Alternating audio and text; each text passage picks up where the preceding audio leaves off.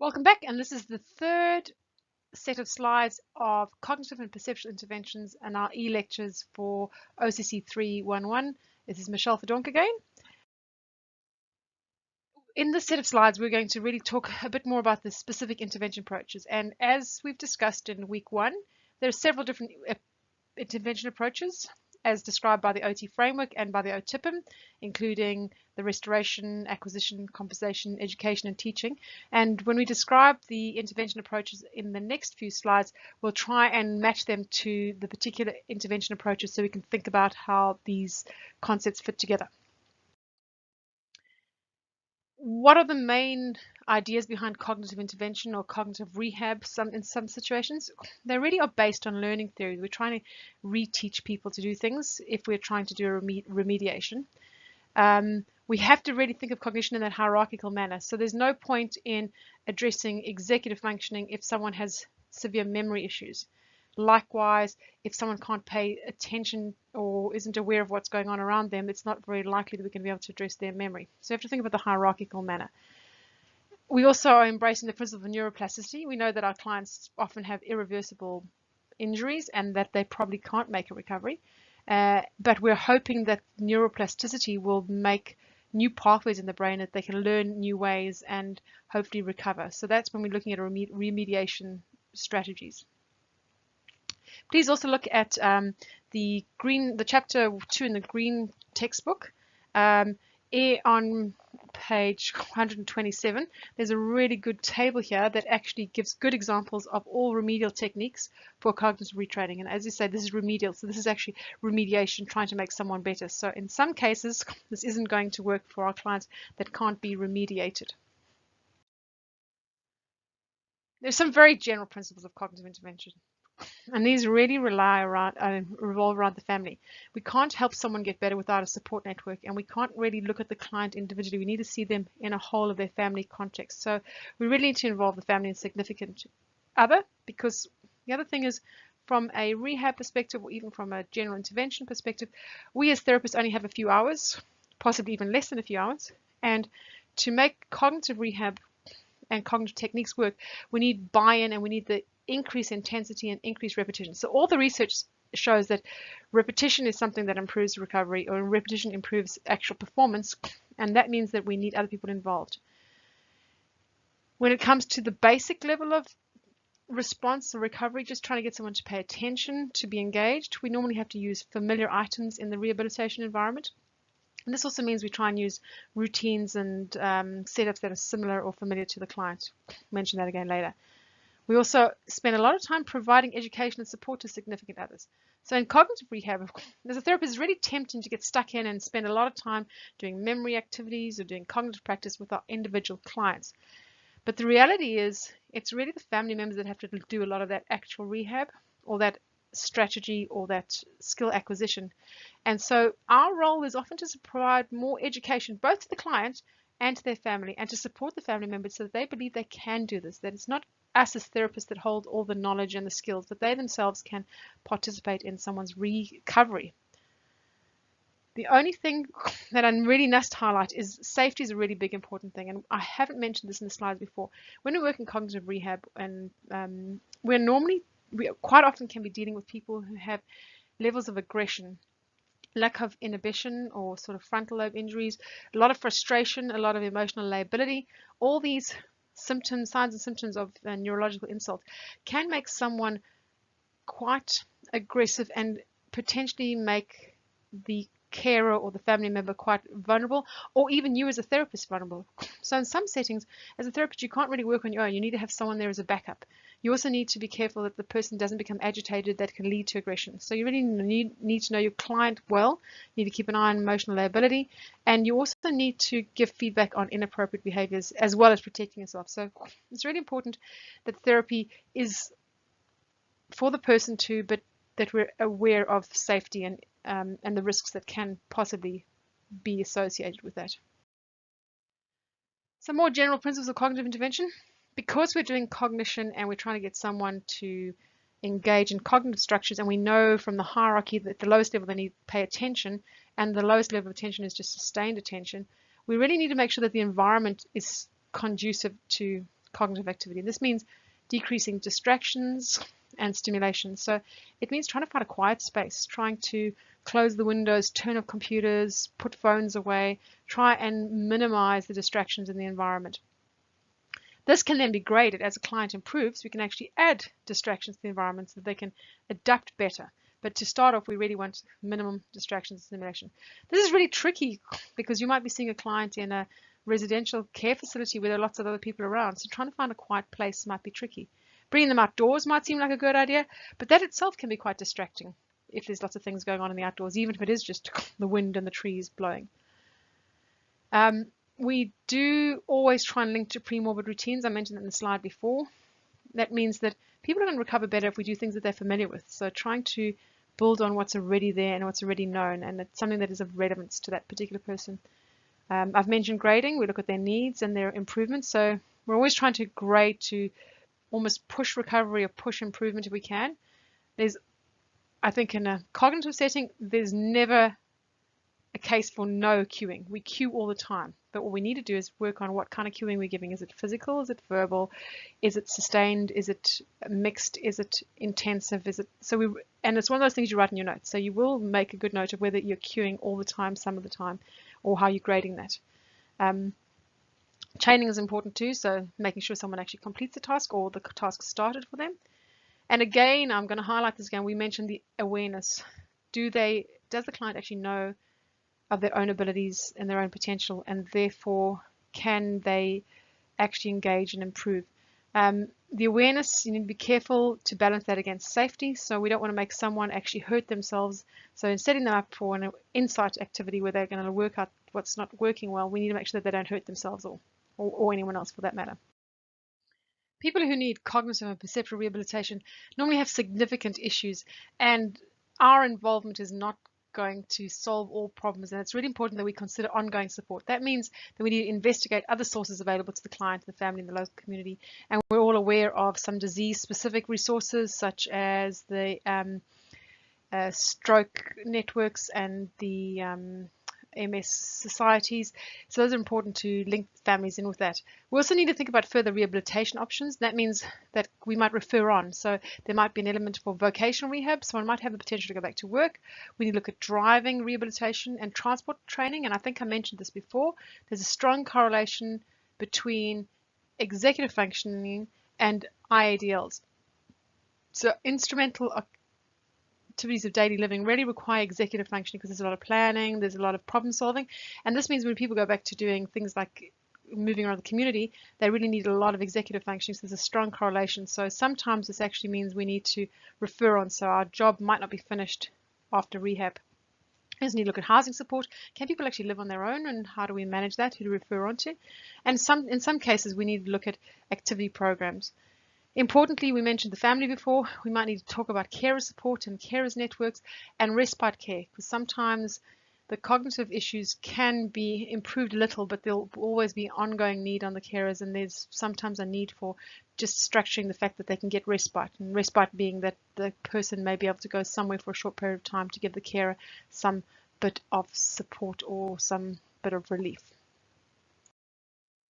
Once again, this is going to be quite a lengthy slide because I've put quite a lot of detail on this slide, and this slide really needs to be linked in with the slides that I've provided already from the other textbook, the Radomski chapter 24 textbook. So if you can look at those slides, it'll make this slide make a bit more sense, because we're actually going to talk about some specific cognitive rehab interventions.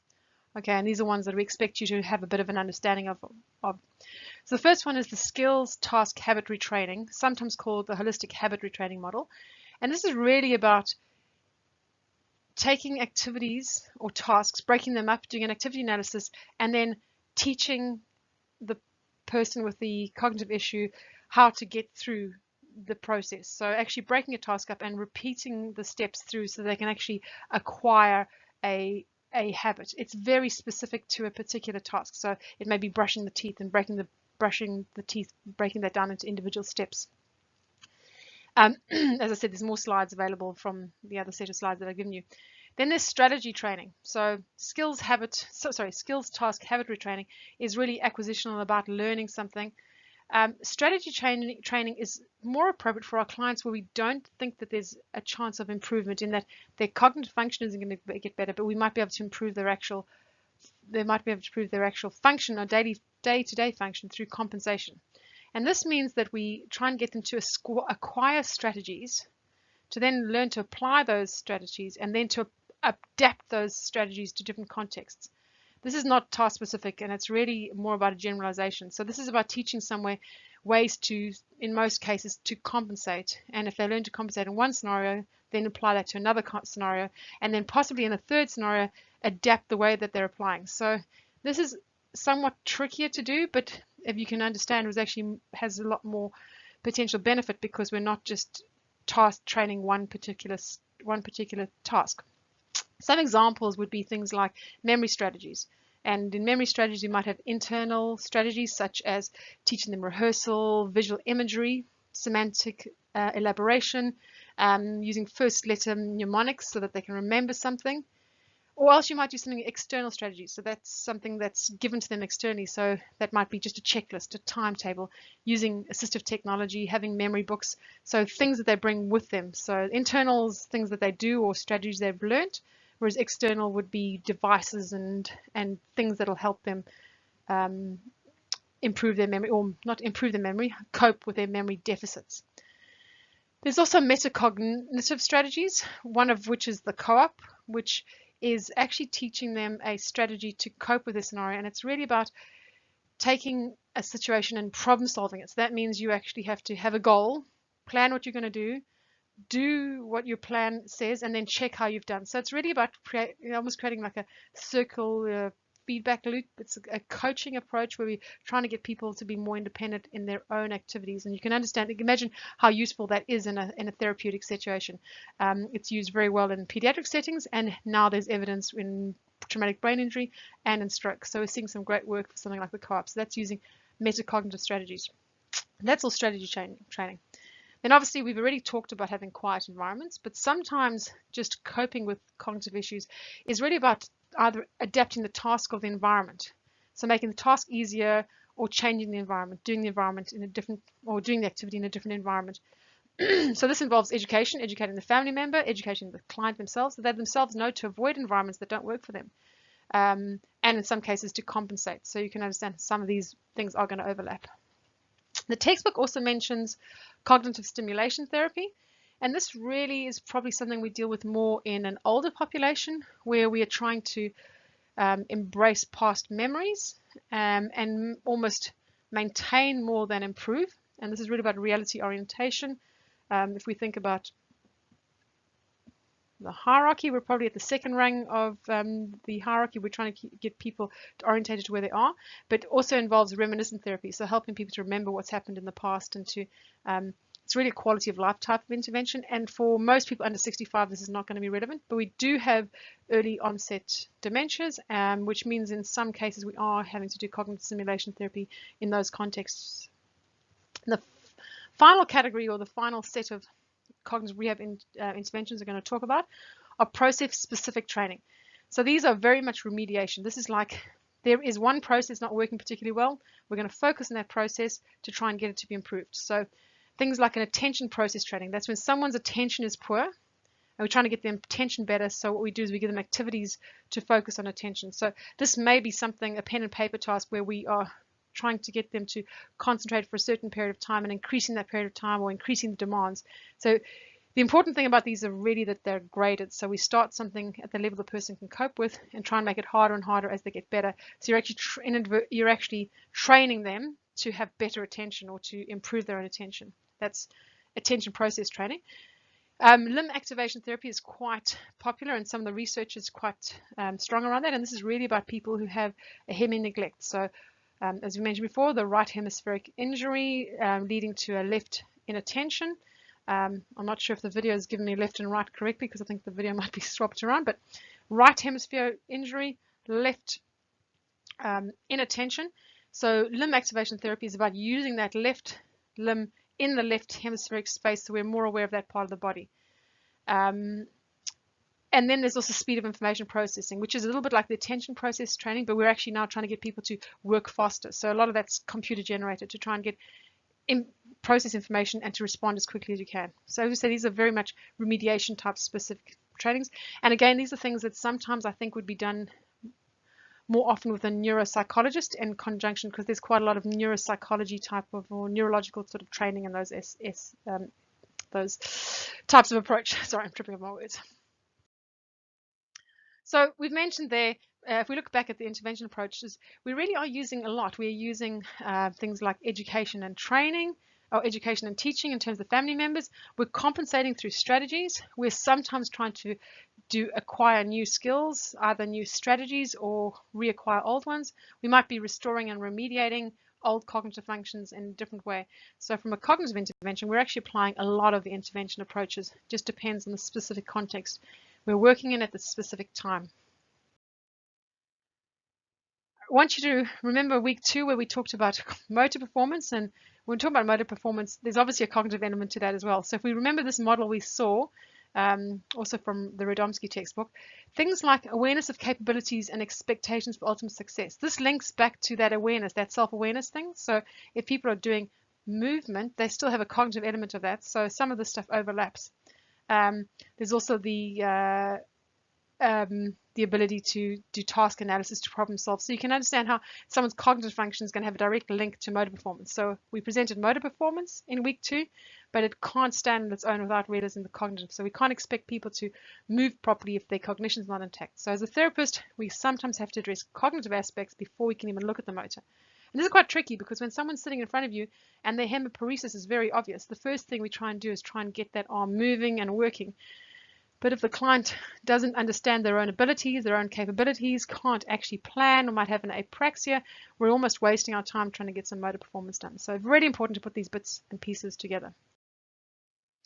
And again, also from week 2, we looked at the framework for interventions geared towards improving motor performance. And we remember things like task-based interventions making sense because that might relate back to strategies.